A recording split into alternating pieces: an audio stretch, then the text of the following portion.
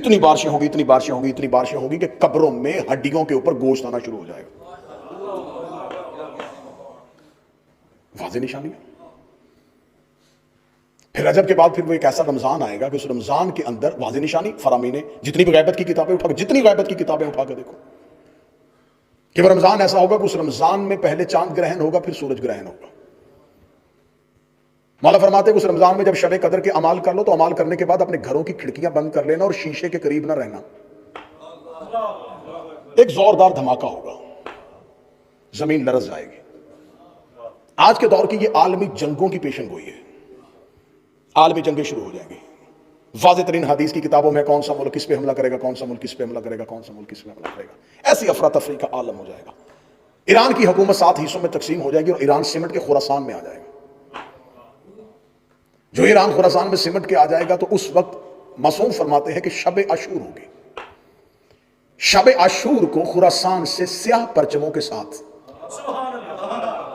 10,000 کا لشکر مکہ کی طرف بڑھنا شروع ہوگا، اور ایک خراسانی ہے جس کی قیادت میں اٹھے گا۔ جب میں نے یہ نشانی پڑھی تو میں نے دیکھنا شروع کر دیا کس ملک کا پرچم میں سیاہ ہے۔ مجھے نیلے پیلے سبز پرچم نظر آئے، ایک ہی نظر آیا کہ سیاہ پرچم صرف عباس کا ہے۔ اور شب عاشور میں اگر سیاہ پرچموں کے ساتھ اٹھنا ہے تو یہ کوئی جلوس آ رہا ہے جو مکہ کی جانب بڑھے گا۔ عاشور کی صبح کتابیں کہتی ہیں کہ یہ نصف شب سے لے کے اول وقت تک کا ٹائم ہوگا۔ عاشور کا دن ہوگا، بروز جمعہ ہوگا۔ مکہ کی پہاڑیوں سے میرے آقا و مولا چلتے ہوئے آئیں گے اور بیت اللہ کے ساتھ ٹیک لگا کے کھڑے ہوں گے اور آواز دے کے کہیں گے انا حجت اللہ علی العرش، میں زمین پر اللہ کی حجت ہوں۔ انسانیت 3 گروہوں میں بٹ جائے گی۔ پہلے وہ ہیں جو یہ کہیں گے کہ یہ امام کی آواز ہی نہیں ہے، دوسرے وہ ہیں جو یہ کہیں گے کہ ضروری امور سر انجام دیں اور پھر امام تک پہنچیں، تیسرے وہ ہیں کہ جو ہی امام کی آواز آئی انا حجت اللہ علی العرش وہ لبیک کہہ کے اٹھیں گے۔ پہلا گھر میں ہوگا، دوسرا مکے میں ہوگا۔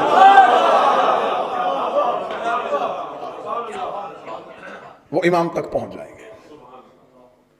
10,000 کا لشکر خراسان کی طرف سے آئے گا اور امام کے پیچھے 4 نبی چل رہے ہوں گے، الیاس و خضر، ادریس و عیسیٰ، یہ امام کے ساتھ ہوں گے۔ میرے مالک مکہ سے اپنے قیام کو شروع کریں گے اور بیت اللہ پہ اذان ہوگی۔